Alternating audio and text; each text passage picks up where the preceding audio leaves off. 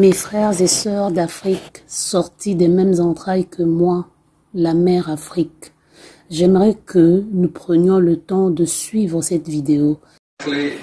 Sub-Saharan Africa has been fundamental to the global prosperity of the advanced countries.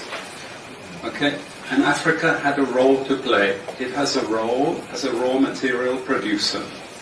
We will not allow Sub-Saharan Africa to escape that.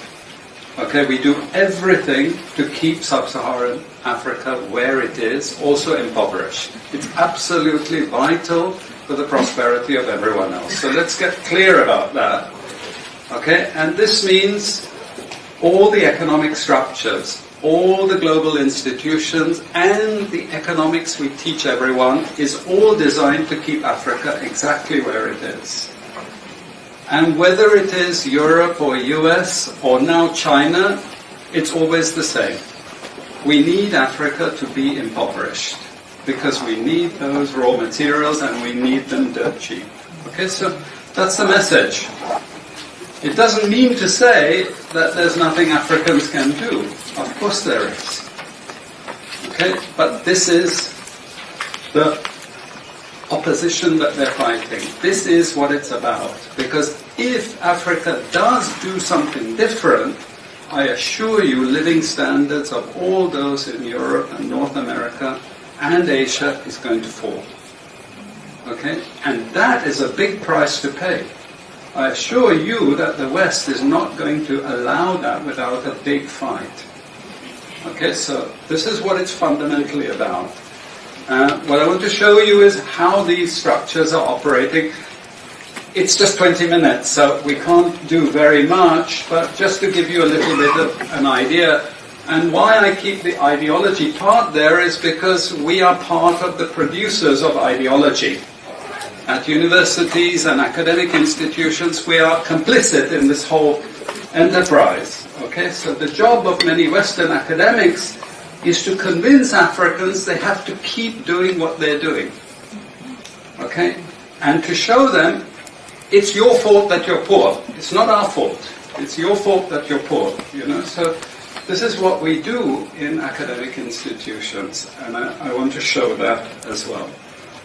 We just start. This is what it's basically about, so you know what it's about. But I want to just show you the extent to which Africa is specializing in the production of raw materials and basic agricultural goods. We know the basic forces that have caused this underdevelopment. We know it's colonization. I will not discuss that very much because my colleague speaker is going to go into some aspects of this.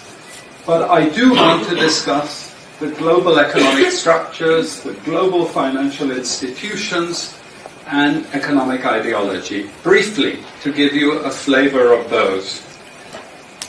Let me start with this. You can't really see it so easily, but if those of you who are interested, you want the PowerPoint, I'm sure we can make it available to you. But the thing that you really need to see is the top line. Okay? And the extent of dependency is captured by this statistic at the top. Okay? And you compare it with all other income groups, and what you see is essentially in that one statistic how dependent Sub-Saharan Africa is on raw material production. Okay? This is the very heart of what makes Sub-Saharan Africa beat. Okay?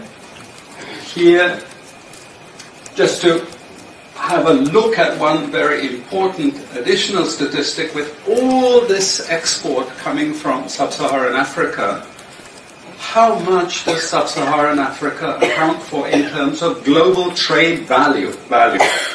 We know there are vast resources coming from there, but look at the bottom line in terms of global trade value. Look at that.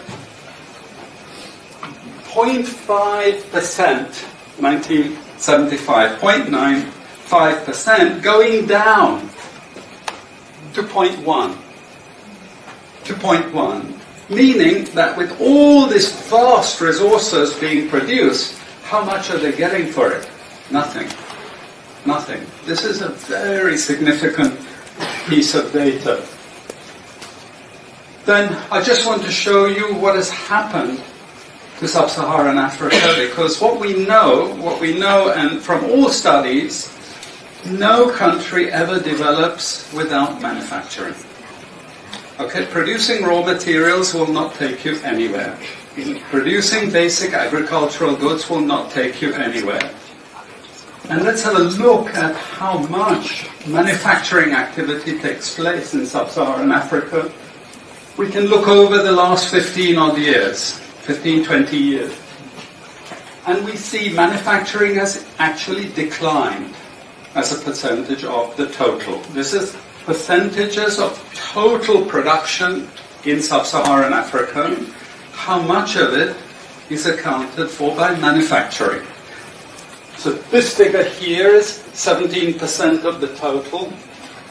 Most of the rest, when we talk of industry, it includes manufacturing, but the bulk of it is mining. Okay? Raw material extraction. This is the bulk of it. And here we see actually raw material extraction has stayed the same. What has caused industry to fall is the fall in manufacturing production. This is deliberate because we will never, as Western economists, as Western policymakers, we cannot afford to allow Africa to industrialize and start producing manufactures. Okay, so we will do everything to stop that. And I'm going to show you how we actually block that. Ce genre de vidéo devait nous rendre tristes. Au-delà de la tristesse, devait nous révolter. Au-delà de la révolte, devait nous secouer du plus profond de notre intérieur. Mais non, vous allez voir que ce genre de vidéo ne sera pas partagé. Vous verrez que ce genre de message ne sera pas relayé. Parce que nous sommes envahis par nos soucis quotidiens. Comment nous allons trouver notre pain? Comment nous allons nourrir nos enfants? Comment nous allons nous vêtir? Comment nous allons insulter? Comment nous allons critiquer les autres? Nous sommes dans le ventre du bois. Mais dans ce ventre-là, nous avons tout. Nous avons la nourriture, nous avons de l'eau, nous avons l'école, nous avons l'électricité, nous avons l'Internet, nous avons les réseaux sociaux. Et nous nous contentons de toute la commodité, de tout le confort que nous avons mis dans le ventre d'un boa qui nous a avalés. Ce boa, c'est l'Occident. Surtout nous, la diaspora. Nous nous sommes contentés de cet univers dans le ventre du boa qui est l'Occident. Les fils et filles de ma mère, nous devons ouvrir les yeux parce que c'est à nous d'ouvrir les yeux. FPA.